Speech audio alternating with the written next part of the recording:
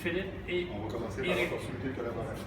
Oui, nous autres, on fait vie numérique et sensible. Je pense que la première question, si on se posait, qu'est-ce que ça voulait dire, vie numérique et sensible? Éric, qu'est-ce que ça veut dire, vie numérique et sensible? Écoute, on a compris que c'était quand même très large comme définition. Donc, c'était pas juste au numérique, il y avait une question de beau, d'ouverture, tout ça.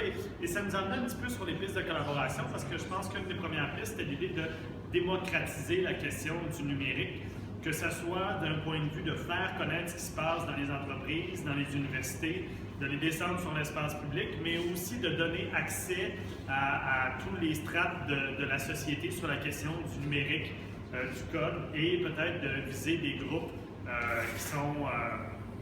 qui n'ont pas nécessairement accès à ça pour le rendre accessible. C'est beaucoup démocratiser, faire connaître, rendre accessible, qui permettait aux différents joueurs de se connecter, nous autres, dans notre atelier. Si tu me permets, Éric, là-dessus, moi, j'ai appris un nouvel acronyme, GLAMOUR, G.L.M.O.U.R. qui veut dire où étaient nos amis de. Allez, parce qu'on veut rendre le numérique plus glamour. Oui, comme les projets Wikimedia, en fait, contiennent déjà un projet qui s'appelle les projets GLAM, qui sont l'acronyme pour Galleries, Libraries, Archives and Museums. Donc nous, on a voulu y rajouter 3 lettres qui donnent donc Glamour. Donc le O pour Observatories, U pour Universities et R pour Research Center. Voilà, donc c'était notre idée de connecter tous ces centres où il y a déjà les acteurs, mais de les démocratiser et les emmener vers des plateformes collaboratives comme Wikipédia pour faire sortir les connaissances en fait de ces institutions. Je vais poursuivre. Alors, on va parler un petit peu des besoins et des attentes. On en regroupe 3, si on pourrait dire 3 types de besoins et attentes. Le premier, c'est de continuer d'organiser des rencontres physiques. Le réseautage virtuel a des limites et les rencontres comme celle-là doivent être maintenues dans les différentes déclinaisons qui sont possibles. Donc, J'ai fait Montréal, le branding de J'ai fait Montréal est vraiment associé à ça. Autre besoin, c'est que les projets qui ont été annoncés, 181 projets, soient effectivement livrés. Donc, on a eu un débat à l'interne à savoir si c'était absolument nécessaire qu'ils le soient.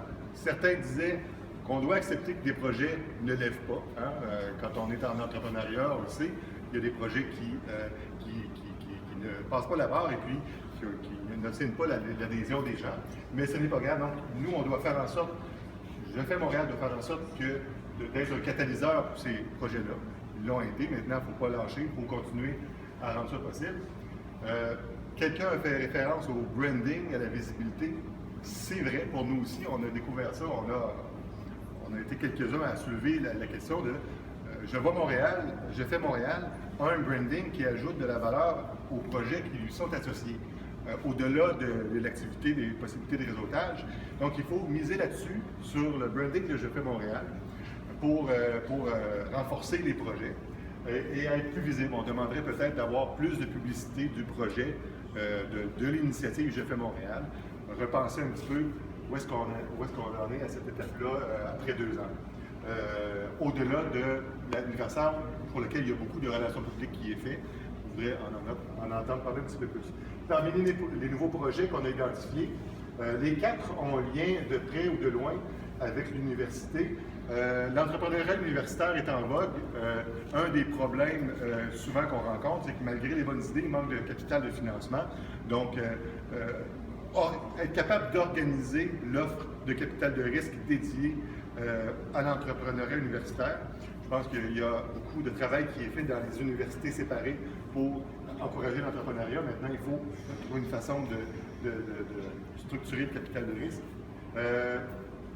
On a parlé un projet, on a assisté à la naissance d'un projet directement sous nos yeux à peu près.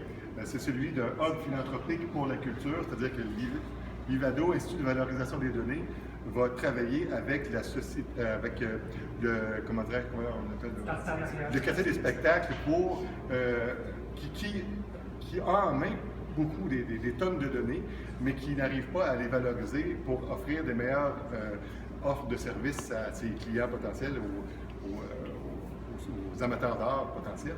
Donc, je pense qu'il y a beaucoup de travail qui va être fait et avec une compagnie EMIA, pour ne pas la nommer, il y a une volonté de structurer ça. Geoscope a un programme c'est une idée de mentorat des étudiants étrangers, je pense, pour accueillir les étudiants étrangers, c'est-à-dire au 2e et au 3e cycle. Quelqu'un a proposé l'idée d'un diplôme, de création d'un diplôme des universités montréalaises pour éviter que pour contrebalancer le fait que les universités soient en silo.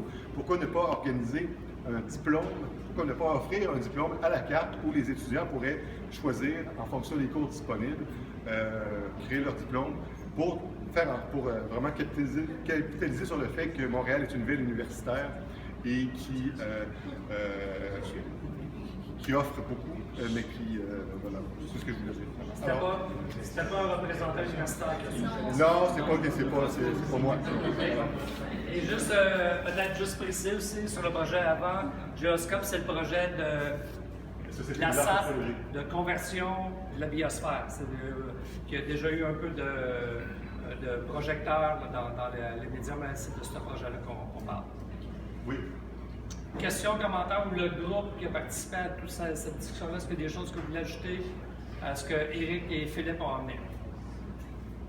C'est bon? C'est clair?